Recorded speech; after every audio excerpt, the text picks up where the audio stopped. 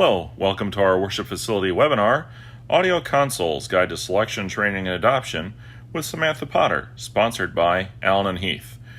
I'm Gene Lass, editor of Worship Facility. Samantha is a manager of commercial and install audio for Allen and Heath, as well as a senior contributing editor for ProSound Web. Samantha, what do you have for us today? Well, Gene, we'll be kind of going over a lot of fun topics, as that kind of first slide, as you might imagine, told you. We'll be talking about audio consoles and how we kind of pick them, but the conversation really kind of goes a little bit larger than that. So I want to give everybody, I do this with every presentation, is giving everybody a little kind of sneak preview of what I'm about to talk to you about, so you know what you're getting into. Okay, so we'll talk about setting expectations, which can be very difficult, but is really important that we do. We'll talk about our needs versus our wants, what is actually important and what maybe is just for fun.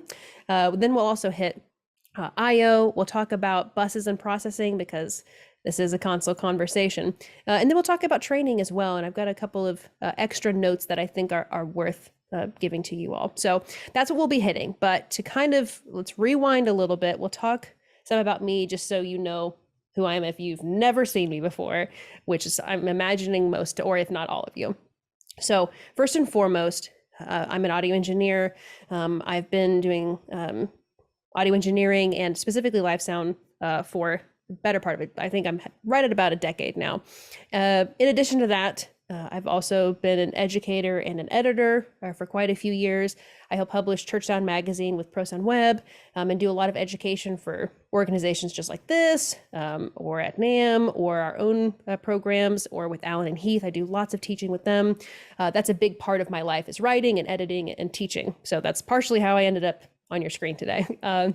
So then in addition to that, my kind of biggest part of my week, the biggest part of my month and my jobs is being the manager of installation and commercial audio with Allen and Heath USA. And what that can kind of be distilled down to is that I help the US understand Allen and Heath's technology, and I help the technology understand the US markets. Makes sense? So that is that. But then, because I'm just simply not busy enough, I also have a podcast it's been going, we're nearing 3 years now. I'm on my third season, and I just brought on a co-host to help me kind of produce more content and have more conversations, different conversations than I've been having over the last 2.5 seasons so far. Recommend checking it out. I try to keep it very educational and informative, but fun, not so dry that it makes you want to turn it off, because who wants that? So it's available on all your normal podcasting platforms, wherever you'd like to check it out. You certainly can. So, all right. So that's about me. Yeah. You've had a number of your articles at worshipfacility.com, and you definitely know what you're talking about. You're an expert in the field, and you do write a very good, lucid, informative how-to article. So it's always a pleasure to have your material in there. I appreciate that, Gene. Thank you very much. Yes, I kind of pride myself in being able to take very complex topics and try to have build the conversation so that any layperson can kind of understand, or layperson with a little bit more technology background, because I think it's important that everybody gets that kind of foundation, that base that we all need, and build up from there. So that is a very high compliment, Gene. Thank you. I appreciate that. Okay, so diving in without further ado, let's talk about setting expectations. So first and foremost here, goals. What are our goals when we're talking about buying a new console, or really kind of like any tech upgrade, whether it's in houses of worship, or I suppose a lot of what we're talking about today, you can kind of take it to a lot of places of your life. But what are our goals? So I think the biggest question here, and I'm going to be giving you lots of questions to really ask yourself and to sit with, or with your team, and try to get an understanding of things. What is the minimum that we must complete every week? What is the point in which we've defined this to be successful? What does that minimum look like? And we'll talk about needs versus wants here in just a moment, but really part of our setting expectations is kind of outlining what our goals are, and how we define success. But with this conversation, I also want to make a couple notes, just like in the state of the world. I'm sure many of you have experienced at least pieces of this, but maybe you haven't. Anything considered an electronic is experiencing quite a logistical backlog for several months now, and it will probably continue in the future, for the near future. It's not just like there's one problem in one location, and if we could just fix that one thing, we'd all be fine. Gosh, that would be easy. But it's not. It's at every single juncture on this chain of getting things manufactured and brought over here, something's going on. There's multiple problems in multiple places. And then to make it even more fun is a lot of times, because it's such a long kind of chain to get from getting a thing from one place into another, we end up having these waves of stuff's great, and then stuff's really hard, and then stuff's great, and then stuff is really hard. So there may be something, it may be great right now, oh, we're getting stuff in, everybody's getting their phones and stuff, and it's all awesome. But what we may not realize is right now, I'm making this up, so nobody quote me on this. So there's a fire or something in a factory someplace, but that's horrible, and it might stop production. We're not going to feel that bump for another month or 6 weeks or 8 weeks. And so it ends up being this really long kind of dragged out situation where as soon as we start building things up, something might go wrong because, like I said, there's 3 problems, 9 different locations. So this is really complex. Global logistics is insane, and I know so much more about it than I would really prefer to, but that's okay. I'm here to tell you. So all of that is to say, the timelines are really stretched right now, and they probably will be. Absolute best case scenario, best case scenario. I don't see us getting over this for at least another full calendar year. Again, because it just takes so long for things to kind of catch up and things to happen. That's the best case scenario. So we're just going to have to live in this for a little bit. Nothing wrong with it. It's just our conversation right now is about setting expectations, right? So we're just not in a world at the moment where you can get things done in a month anymore. Well, I'm hoping very soon, but just keep that in mind. So we have that. With that, it's always a good idea to under promise and over deliver. That's what I know that we try to do. That's what I do in my personal life, is set people up so that I'm not constantly dashing their hopes and dreams. I try to give them something, if we're talking about dates for installing a new console or something like that, I might tell them it'll be 4 months. Knowing it is highly likely I will get it before then, but I would rather have just a little wiggle room in case something happens, because you just don't know. So when it comes to our integration, our installations of getting equipment, even training right now can be tough. Luckily, doing all this virtual stuff helps, but that there's still so many moving pieces. So under promise and over deliver means that we're always going to be in a good mindset, positive mindset, and we're all just trying to get these projects done. So it's all about, this is kind of a way for us to budget for some grace in these timelines is under promising and over delivering. So, and then involving the right people. Good heavens. This is so important. And I see a lot of houses of worship and churches really drop the ball on this, is when they're having these conversations on purchasing gear or using gear or spending money of any kind, the right people seem to not be at the table, and that makes things difficult, or people aren't communicating well. So we have to involve the right people. So when we're asking all these questions, there's 4 questions on this slide alone, and I promise there's more coming. When we're asking all these questions, is it just me? Who am I in the group of people that are helping run this facility? We need to have those people up to date and asking them the questions and getting their opinions, because their perspectives and what they can offer are going to be completely different. The worship leader, I promise you, wants something different than the front of house engineer. The lead pastor or the priest or whomever, different opinion on what they think is important than your regular tech individual might. So right off the bat, who's writing the checks? They should probably be part of the conversation because they're the final scribble. Who's making the decisions? Somebody has to have the final say so. It's typically the head pastor, right? They should probably be involved in the process. And also, who will be operating the gear? It doesn't matter much if you make all these decisions and you haven't bothered to talk to your tech team, the people who will actually be like touching it every week or every couple of days, they need to be part of the conversation as well. All right, a note on budgets. So like any financial advice, this is just good advice, period. It's always good, again, to that over preparation, hoping for the best, assuming for the worst. I think it's like really common in construction sorts of jobs where it's like whatever your budget is or whatever you've been spec'd is, you have to add 30% to it and double the time. Like same thing we're going for here. Yeah. And that's okay. It's kind of just part of the game right now.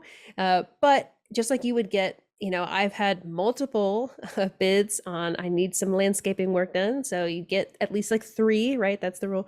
At least 3 bids from different companies to see how things are going. Same deal. So getting multiple bids from either production houses or integration specialists or design consultants, getting multiple people's perspectives on this particular project. Maybe you're just getting a console, or maybe it's a much larger project. The console is a part of a much larger project. We need to make sure that we're not just picking somebody because a guy knows a guy and then just running with that, because you're setting yourself up. Bonus points, brownie points, if they specialize in house of worship work or anything like that, because as we all kind of know, there's a different vibe, a different kind of a way to work when we're working with houses of worship, as opposed to like if I was working with groups on a tour, like completely different vibes altogether. So bonus points for that. Also places like Facebook groups or just talking to other churches in your area that are either of similar size or have done projects similar to yours that you're planning on doing, and seeing who they used, because there's no better recommendation than somebody who's actually used the service. So talking with them and getting their perspective on what happened, the whole process, that's going to offer a lot. So, and also another note as it relates to budgets, labor is going to be your highest cost, and for a good reason. It's usually like at least 30 to 40% of the budget, which is like insane, I know, but trust me, this is maybe the worst place to cut budgets. I understand we all want to save a little bit of money. I love a good coupon, but you can't just say like, oh, well, like, Jim, the electrician in our congregations knows a guy. Let's just have him crawl on the ceiling and do stuff. That's going to be a problem. You want them to be, the reason that some of these integration specialists and things like that are so expensive is because of the insurance and the overheads and the certifications. All those are sensational to have. It means that they're qualified and ready to go, but also like, heaven forbid something goes wrong. You want to make sure that things are put in correctly. Nothing's going to fall out of the air. Electricity is not going to blow. You just want to make sure. So again, labor, it's going to hurt you. Remember that, but it's absolutely worth it and necessary. You made the point earlier about comparing this to construction, and that's where you get what you're paid for. So in construction too, know a guy, you might know someone who's a contractor sort of, who can do something remodeling your basement or helping to build your house, but suddenly your roof is going to leak, your wiring isn't going to work, things are going to short out. And then you bring in the actual professional to make things work, and they say, I'm surprised your house hasn't burned down. And that could very well happen with this too. You're getting what you paid for. You're already working possibly with a volunteer staff. When you have professionals, you need to actually hire qualified professionals. Otherwise, you have problems that are going to be more expensive to fix later. 100%. Absolutely agree with you. There's a certain point where it goes from like, DIY to like DI, why did you do this? And I think we all need to know that boundary and exercise it. So, yeah.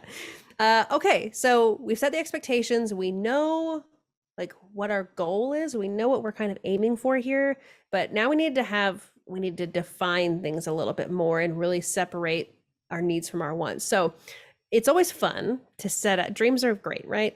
Like set out a dream setup. Like if money was free or everything worked out and we were able to do all of this, what would that setup look like? What's our absolute like dream, magnificent, version of this is? So like write it out, totally define it. But then flip side, we need to really define the absolute minimum. Like what is the bare minimum that we can get this across the finish line with? We need to define that as well. And even when we're talking about like what is successful, what is successful? What is successful mean? What does that mean for you? For some houses of worship, they want to focus on streaming. They want to do that, and that's what's important to them. And successful to them means growing an online ministry and doing that. Great. Their minimum setup is going to look a lot different than the setup that's just trying to build their in-person congregation or just keep their numbers even. So two very different goal sets. There's no right or wrong answer here, and it should scale depending on the size of the sanctuary, the size of the needs, or the size of the goal that you're trying to achieve. So what is successful? I don't know. Like, it depends. These are the conversations you need to have with those right people that we were talking about.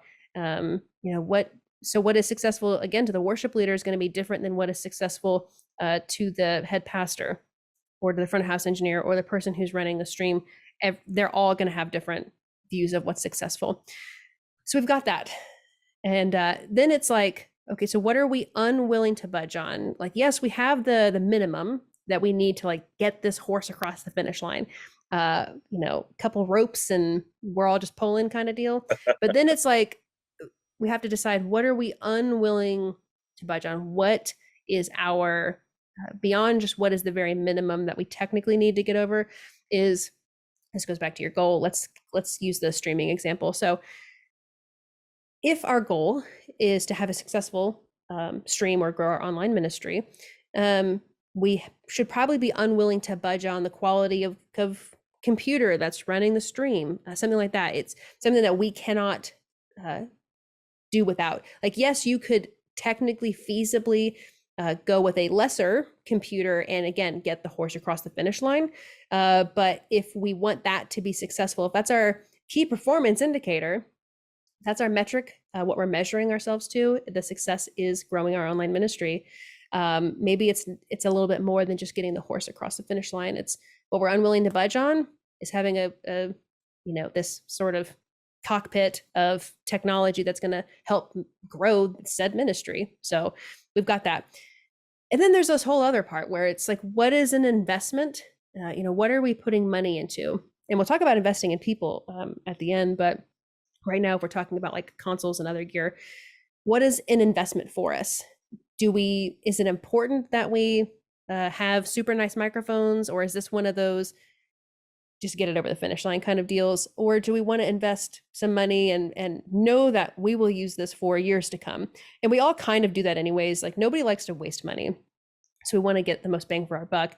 When we're talking about investments, quality, support, things of that nature, like that's a part of the conversation as well. What is the investment? What are we wanting to sink some money into, knowing we're going to be getting something back as time passes? And then another good question is, what is a convenience? So it is there purely for our own sake because it makes things easy. It makes our lives better when we're trying to do the service. Like, immediately I'm thinking of like a Stream Deck, which is like a little like launch pad of buttons that you can program and do stuff. Is it necessary? Not at all. Is it going to get the horse across the finish line? I mean, yeah, it would. But really, it's there because it's convenient and it makes things easier for the people in the booth. That's what it comes down to. And there's lots of things like that, is talking about what is convenient and what do we just kind of want, or the idea of like, is it going towards our KPI, our key performance, or our metric? Is it going to that? So, okay. We've talked about setting expectations. We've talked about our needs versus our wants. These very like lofty conversations, by the way. These are not like these were not 10 minutes conversations. It took me more than 10 minutes to just tell you what the questions are. But now we're talking about, okay, we're in console land. This is a console conversation. I've got a console shirt on and I've got consoles in front of me. Now we got to talk about IO, like putting like hands-on stuff and doing things like physically, not Input, just output. Yeah. Yep. Yes. And IO, thank you. Yes, is for inputs and outputs. And normally when somebody asks like, what console should I get? Other than just like sheer budget, like are you working with a $50,000 budget or a $5,000 budget? Other than that, the IO is typically the first kind of narrowing decision on which console to get. So the IO being how many like channels or inputs I can take into the console. And that's even in addition to how many like channels I can process, which is also part of this conversation. So for instance, let's say that you are a church and you're currently using 18 channels on your console. You know, you'd like to use a little bit more, but you know, steady growth, we're working on it. Stuff's going well. It's time to upgrade. I don't know if it's incredibly appropriate to get a 64 channel console when you're using the 18. You know, let's just go crazy and say, you know, 25. 64 seems like a little bit of an overkill. I mean, I can, by all means, go for it and have fun. Don't let me stop you. But it's really kind of this appropriateness question, this needs versus wants. I think it goes back to that. And I know that we're definitely not of the mind at Allen and Heath to try to like shove solutions down like people's throats. Like, please don't get the 128 channel console if what you need is like a 16 channel console for volunteers. Like, that's, we're not going to try to fit that square peg into that round hole. So then we're talking about IO. So it's physical inputs and physical outputs. So what I mean by that is like microphones, physically plugging them in, or taking a cable and plugging it in someplace to a speaker so that the speaker can be fed, the PA can be fed, so we can hear stuff in the sanctuary. How many physical inputs and outputs are you going to need? Especially when you start to get to a certain size of console or a certain channel count, it is very common to need expanders or additional physical IO boxes or locations to actually get the IO into the system. Because as you might imagine, trying to fit 64 XLR cables onto the back of a console takes up a lot of space. So Yeah. Usually, after you get beyond probably like 20-ish inputs or outputs, you start needing the expanders and other stuff. So that's the question is, okay, well, how many physical inputs am I actually going to need? This is in addition to, again, the channels I actually want to process. How many XLR cables and et cetera am I going to need to plug in here? And where am I going to need to plug them in? Because then it's like, how many discrete IO locations am I going to need? Maybe I want to have a snake at the drums or for monitor world, or some stuff behind the speakers, or in the narthex or the lobby or in the cafe or backstage or in some offices.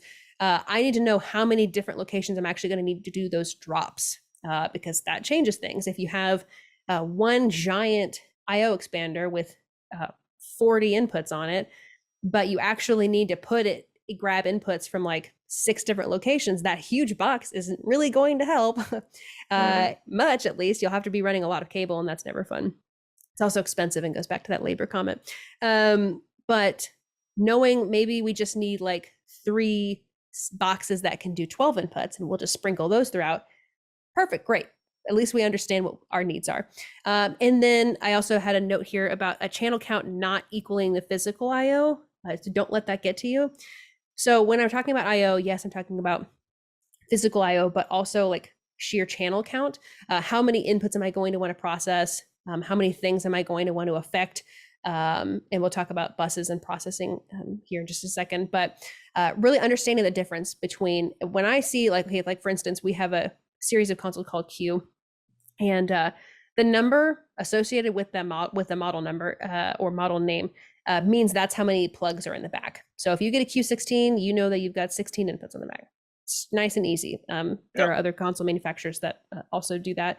But as I said, once you start getting into the higher channel count, suddenly you need to look on the back of the console and count and say like, okay, well, there's 10 here, and we know we're going to need 15 more. So where are we going to be getting those from?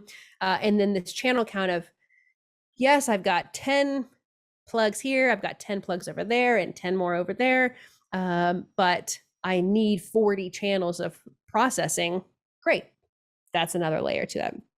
So buses and processing. Buses, and I'll just say this for anybody who's not familiar. So a bus is essentially just an audio pipeline that allows us to send audio to multiple places.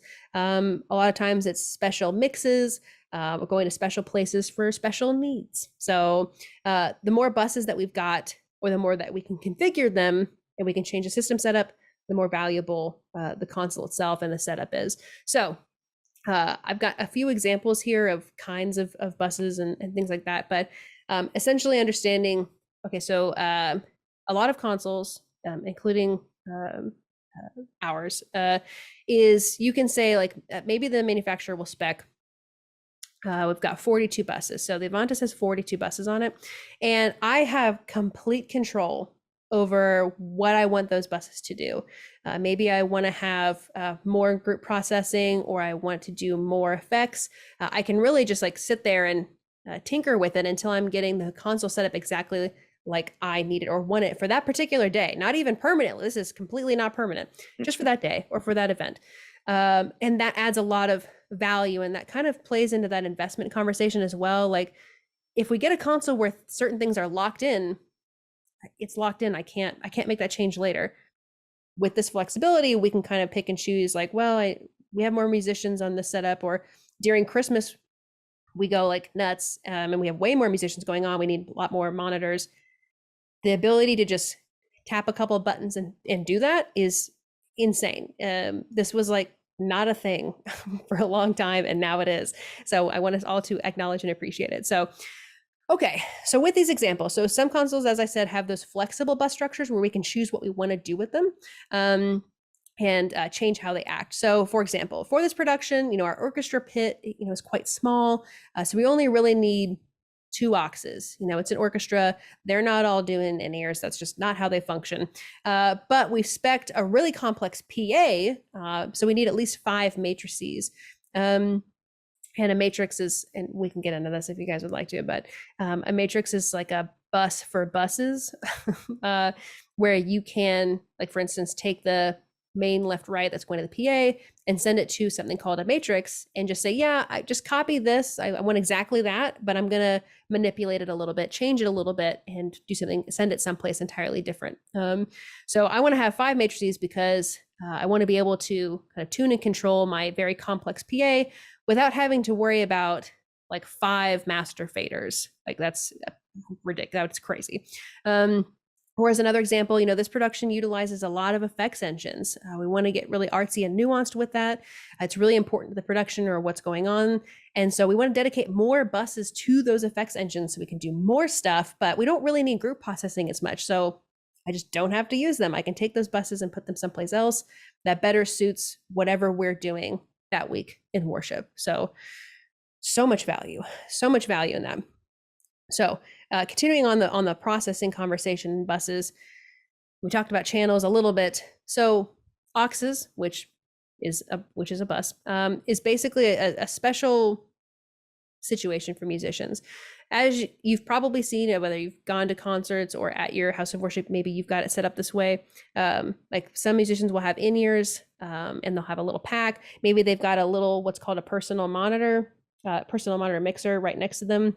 And there's 2 different approaches that will change what console you need to get or what you need to look out for. So there's 2 schools of thought on giving musicians their own monitor feed. And that's so they can hear themselves and the band playing while they're playing. So there's one where you can do the little personal monitor mixers, and they just like mix themselves. It's very, very easy. Everybody's on their own. And it's really, for most of them, it's just a single cable going from the console and then daisying to all the musicians' personal monitor mixers. Simple as that. That's great. Don't need to worry about it. They're all doing their own thing. But then kind of the older school thought, or the more complex, more traditional way of doing monitors, is when you give somebody's job is to mix their monitors. And that requires buses. Unlike the personal monitor mixers, this is not only going to require a human being to do it, but it's also going to take buses to do it, to give them a special mix and send it to them and make sure the musicians are happy. Why do that, you might ask?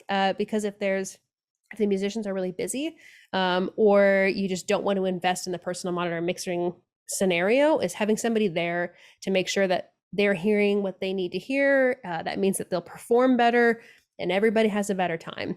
So there is absolutely very legitimate reasons to do either. Just every situation is different, so it depends. Everybody's favorite answer is it depends.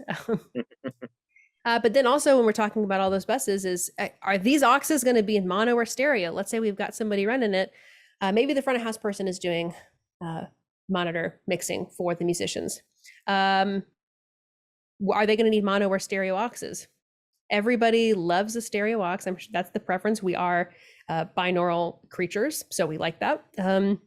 We can get away with mono, but if we do something in stereo, that's literally doubling the bus count. So if we've got 5 musicians on stage and everybody wants a stereo mix, that means instead of needing 5 buses, I'm going to need 10. And of course, with special consoles where you can mix and match, you can have some buses, some auxes rather, be mono and have others be stereo. So maybe the worship leader gets stereo, but the bass player gets mono, something like that. So you can have a little bit of give and take, but it's just, something else you need to keep in mind when you're picking out consoles, you're picking out gear, is what those needs and wants are. What's important to the worship leader, what's important to the head pastor, like you see how these things keep coming up. So and then just quick note on other mixes. So you may see these words if you're going and looking around or having conversations with manufacturers or with your tech team. Other kinds of buses or mixes would be like matrices, and we've talked a little bit about that, where it's a bus for other buses. But then we've also got group processing. My 2 favorite examples for group processing is if I wanted to process my drum kit together, so I can process the kick drum, the snare, the hi-hat, I can process all of those separately and individually. But then I might want to kind of sum them together, group them together, and process them as a whole. That is very popular and a lot of fun to do. But I also do it a lot if there's basically more than like 2 vocals, 3 or more vocals, and they all have their own handhelds or their own mics. I'll put them in a group so that, yes, I'm fixing things and adjusting them individually, but I also want to affect them together as a group because they are performing together. They should be kind of one voice, like one sound kind of deal. So auxes, we've talked about that. That's a special mix for not even just musicians, but also like your stream. Your stream is probably being mixed, especially if you're on a one console's doing it all kind of scenario. Your stream is being mixed on an aux.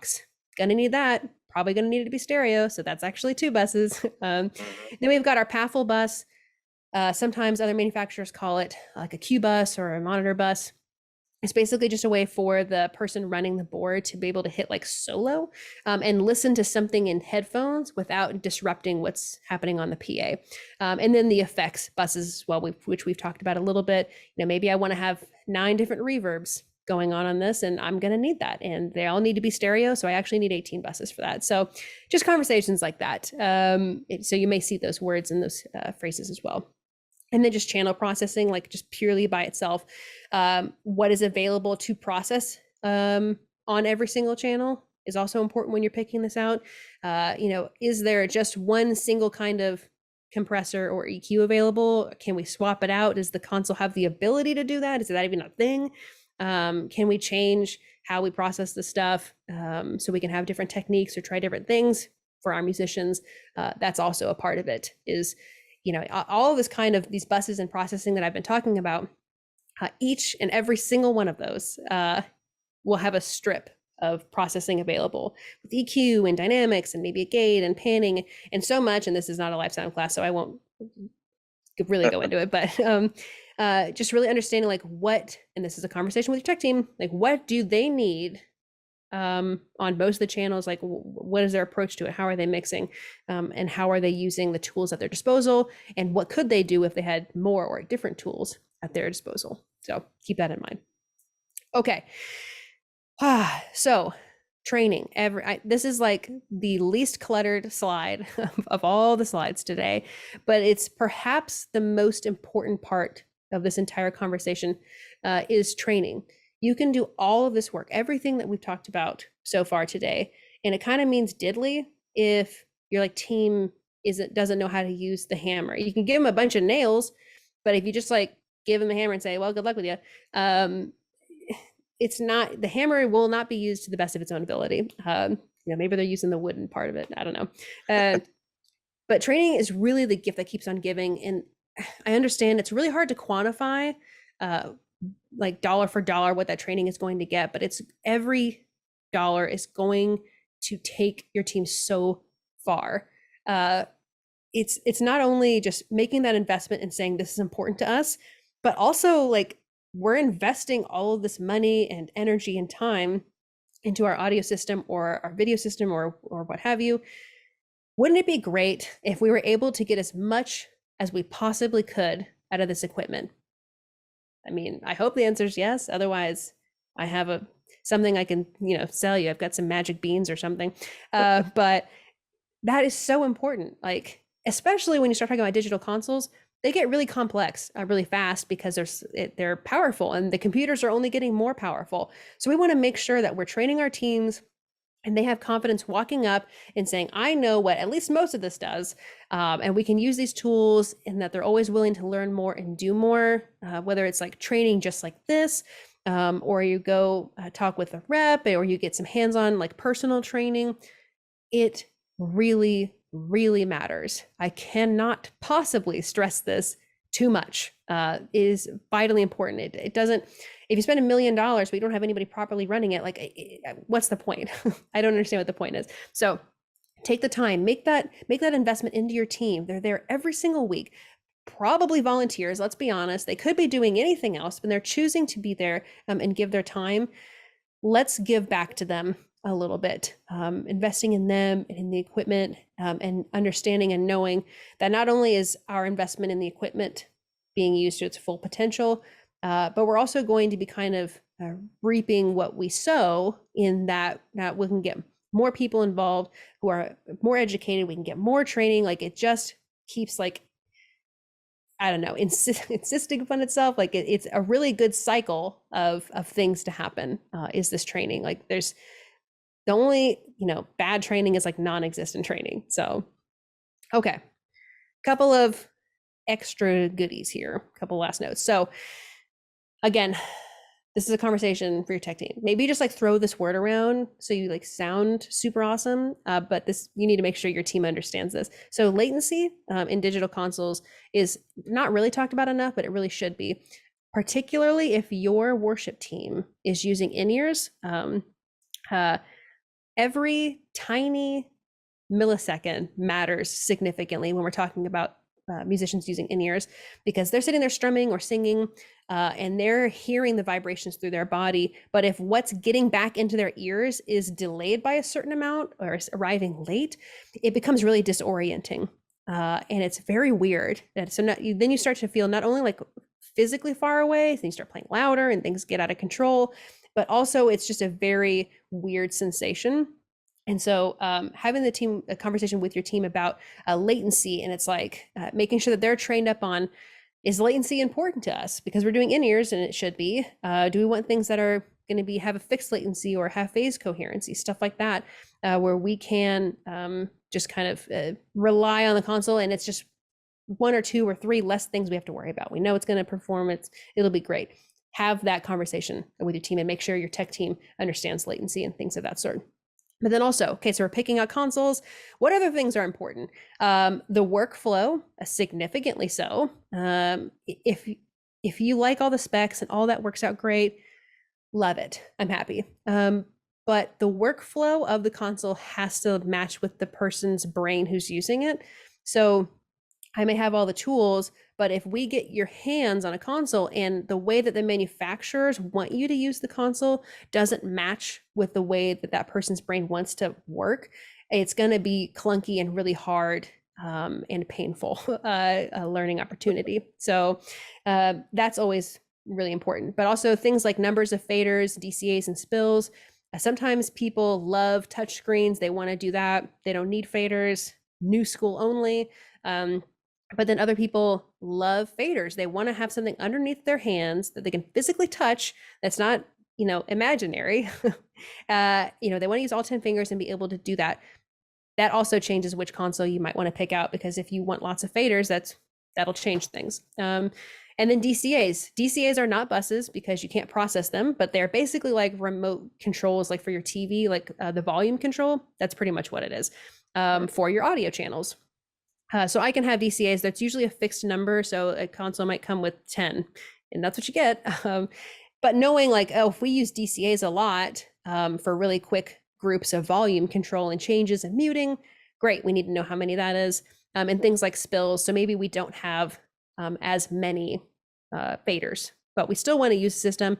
There's a function on some consoles, like we've got them on several of ours, called DCA spills, where basically if you select a DCA, it will spill out all the channels that are inside of that. It basically makes organizing and changing things really easy to do level changes and stuff like that. And then also a note on scene management. Some houses of worship and some productions love doing like a scene per song, and they'll do a special mix like just for that song, and they'll use it again when they want to do the song again later. You can get very fancy and very complex with scene management. And if that's important to you or your team, understand how the scene management works in your console, because it is vastly different between manufacturers.